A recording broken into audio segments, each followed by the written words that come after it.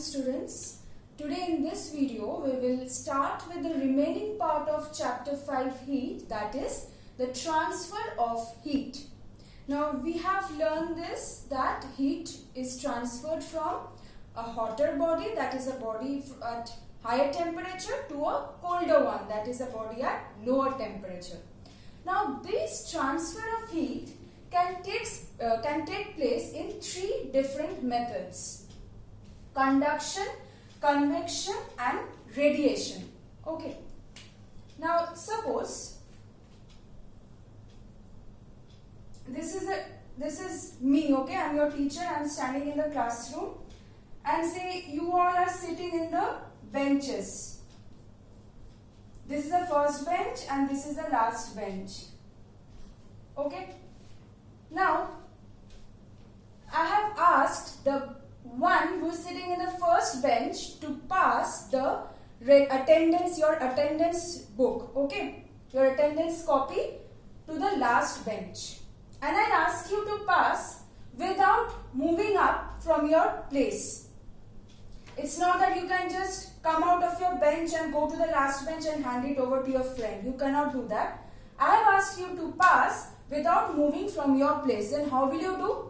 You will obviously pass the register copy or attendance copy to the second bench. He or she will pass it to this one.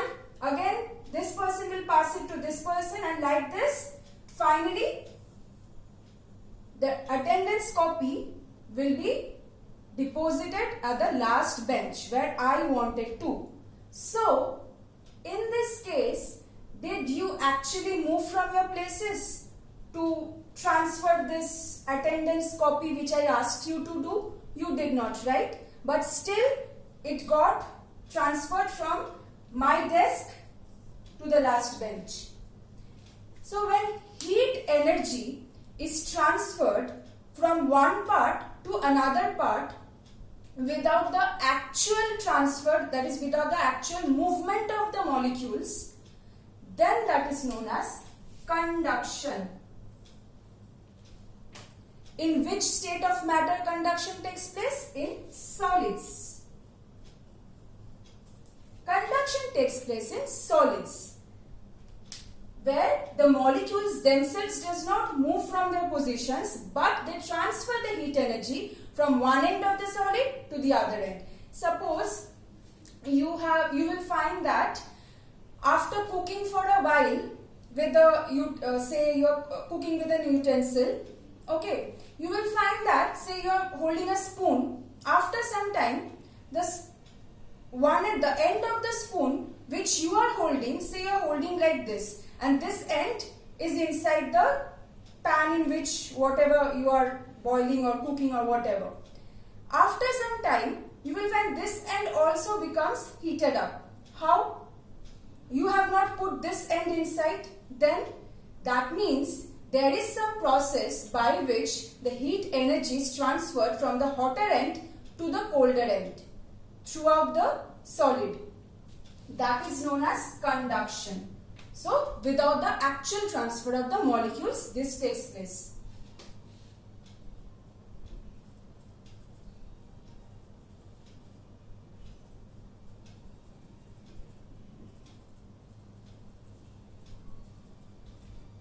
Okay. Now, so basically when one end of the solid is heated, what will happen? The molecules in contact with the heat energy, they will gather the heat energy and then they will start vibrating. They will now pass on this heat energy to the next molecule. That molecule will again start vibrating. It will transfer the heat energy to the next molecule, and like this it will continue till it reaches the other end. Okay. So this is how conduction, the heat transfer takes place in solids. What about if I ask, this is me again, if I ask the last bench student in the class to hand over the register copy or attendance copy to me, and this person comes to me, comes straight away, this person walks and comes to me and hand it over to me, then this person is actually moving from his or her place in order to hand over the attendance copy. This type of heat transfer where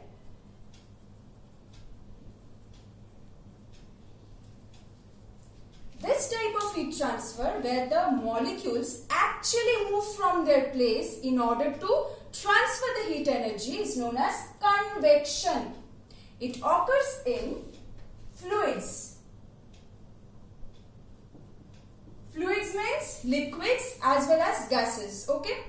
Convection occurs in fluids where you will find that the molecules are actually moving from their places in order to transfer the heat energy. We will learn the applications, then it will be even clearer to you. Then next part is radiation.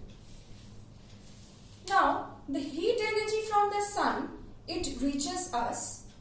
When it reaches us, it passes through a lot of distance. That means the distance between the sun and the earth is a huge distance.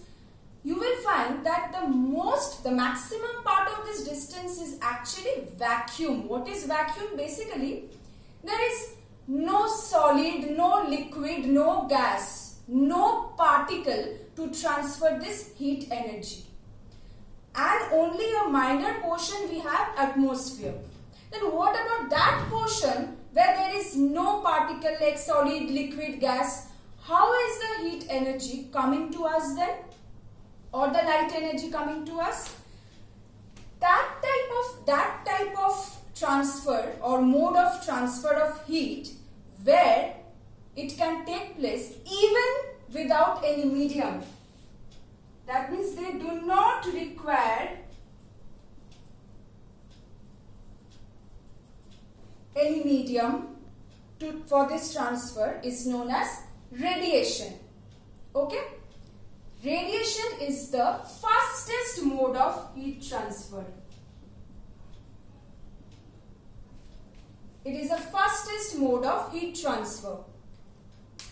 Now, let's study each one in details, like especially with the applications. Okay, let's start with conduction first. So what is conduction is clear to you now. It's a mode of transfer of heat in the solids without the actual movement of the molecules. Now, various materials allow heat to pass through them to different extents. Some allow heat to pass through them easily and some do not allow heat to pass through them easily. Those which allow heat to pass through them easily, these are known as good conductors of heat. Good conductors of heat, or we can say good thermal conductors. They are conducting heat, so we call it thermal. Okay. Like all metals, among which silver is the best conductor of heat, and you also have copper, aluminium, etc. Okay. You will find these examples in your book also. And those materials which do not allow heat to pass through them easily are known as bad conductors of heat or bad thermal conductors.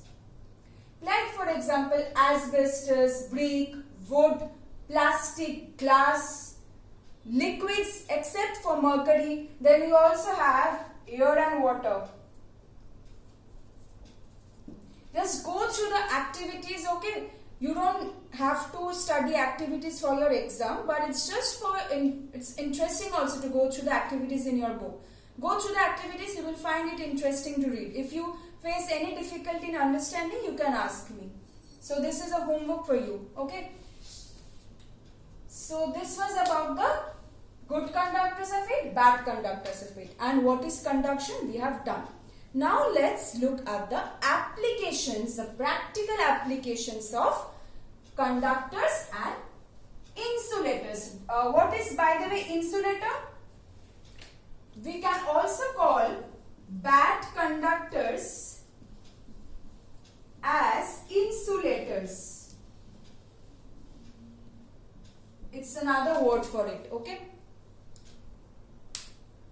So, we will learn the applications of good conductors of heat or good thermal conductors or bad conductors or insulators. See the first one, the handles of the cooking vessels. See the handles, they are made of insulators such as plastic. Why? Because they are bad conductors of heat. So that if you hold them, when you are holding this end, so that the heat won't be conducted through this and this end won't be heated up easily. Okay, if this was made of good conductor, easily then after few minutes, this end would have become much heated up. Okay.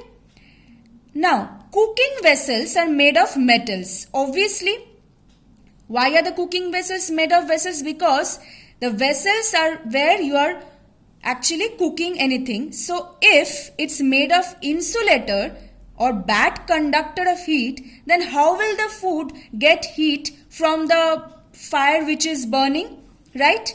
So, it needs to transfer the heat to the food. That's why metals are used, so that the metals are good conductors and they can easily absorb and transfer the heat to the food. This point you don't have to study for your exam. Let's come to this point. Woolen clothes and blankets. How do they keep us warm in winter? They trap the air in between our body and themselves. So what is air? We have learned it's a bad conductor of heat. So it won't allow the heat to escape out. Okay. See again this point. See the ice boxes where these cold drinks are kept. Can you see it's made up of double-walled container? See, because it's made in such a way that the space between the two walls, what will happen? Air is trapped. And what is air again? It's a bad conductor of heat. So being a bad conductor, it won't allow the heat from outside to enter the box then. Right? It's not a good conductor, so it does not allow. Inside ice is kept. So if it is a good if air was not there, easily in absence of any insulator, heat from outside could have easily entered through the thin wall and ice would have melted easily. Okay. Similarly, igloos are made in such a way that air is trapped in the snow, which acts as an insulator. Same point. Same thing, it does not allow the heat from inside to go out. Okay. Now, the last point, see. False ceilings, generally made of plaster of Paris or asbestos. Remember this? Bad conductor of heat or insulator. What will it actually do? And also, in addition to that, what is happening as it's an asbestos, that means bad conductor of heat, and also due to this double sealing, what happened? Air is trapped in between the space. Now due to the air trapped in between, air acts as a bad conductor of heat, and what will happen then? In summer, it won't allow heat from outside, much heat. It's not that it won't allow heat at all. It won't allow much heat to enter the room. It is acting as a bad conductor. Also in winter, it won't allow much of the heat which is inside the room to escape outside. So basically it keeps the room warm during winter and cool during summer then. So these are the applications of insulators and conductors. Now convection is a process which takes place in fluids, that means liquids as well as gases, right? It cannot take place in solids, because in solids the molecules are very closely packed, so actual movement of the molecules is not possible. That's why conduction takes place. Convection, it's a process where the heat is transferred in the fluids with the help of the actual movement of the molecules. That means the molecules themselves transfer the heat from one part to another part. For example, we know that water is a bad conductor of heat. Then if I want to warm a vessel of water, how are we able to do that then? how is the entire water being heated up? It's because, say, here you have the burner. First, the water layer, this vessel is heated up. The water in contact with the vessel will be heated up. Now, this water at this level being heated up, hot water being lighter, it will rise up, right? And the cold, relatively colder water layer from above being heavier will come to take its place, right? So, in this way, this will continue till the entire water is heated up. What is this process? This is also convection. Convection in liquid, in water. Let's see some more convection applications from your book. See, during the daytime, you have learned this in geography also, the land gets heated up first. So, water takes time to get heated up. Now, when the land gets heated up, the air above the land will also get heated up, and being lighter and warmer, they will rise up. Now, what will happen? The cool air from above the sea will try to take its place. So, what happens during the daytime then? Sea breeze.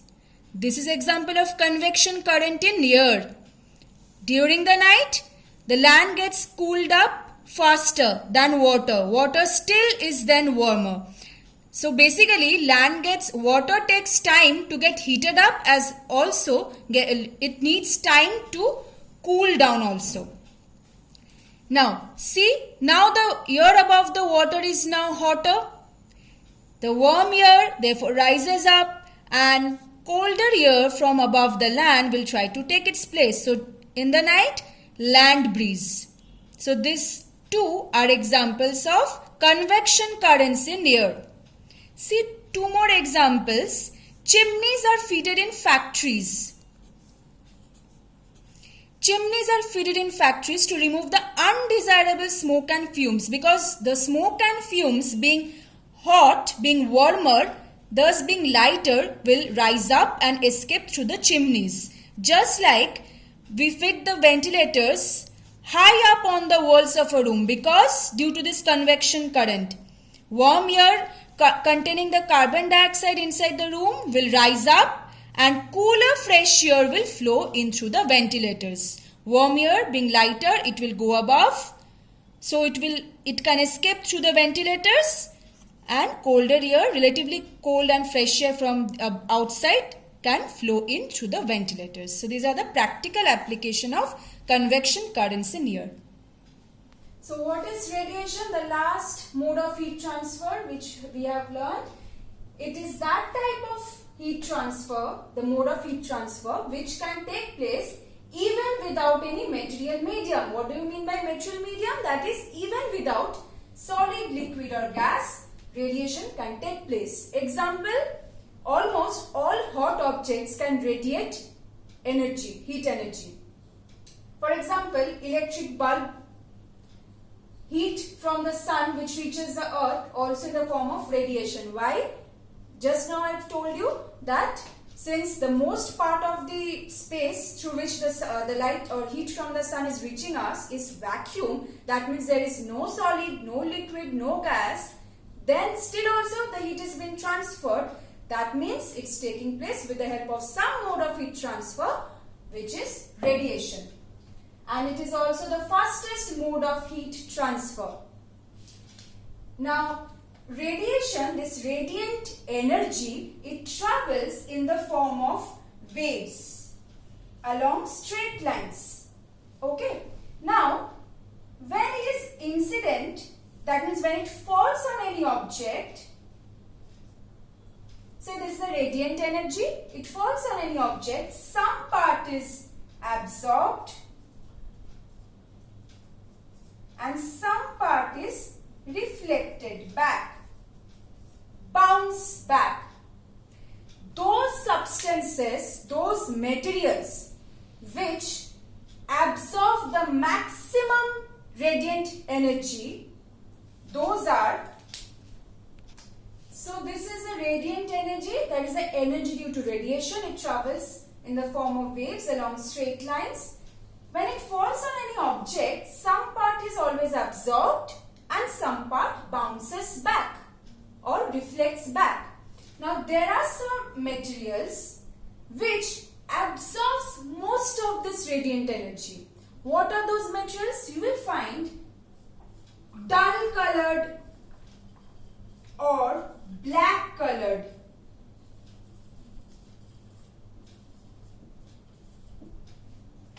Black or dull colored objects, they absorb the maximum part of the radiant energy falling on them. That is why in summers we do not prefer wearing black colored clothes or dark colored clothes because we will feel hot then. And those materials which reflects most of the radiant energy do not absorb much. Those are the white or shiny objects. That is why in summer we prefer to wear light colored clothes so that we feel not warmer but colder. So we will continue with the applications and thermoflask in the next part.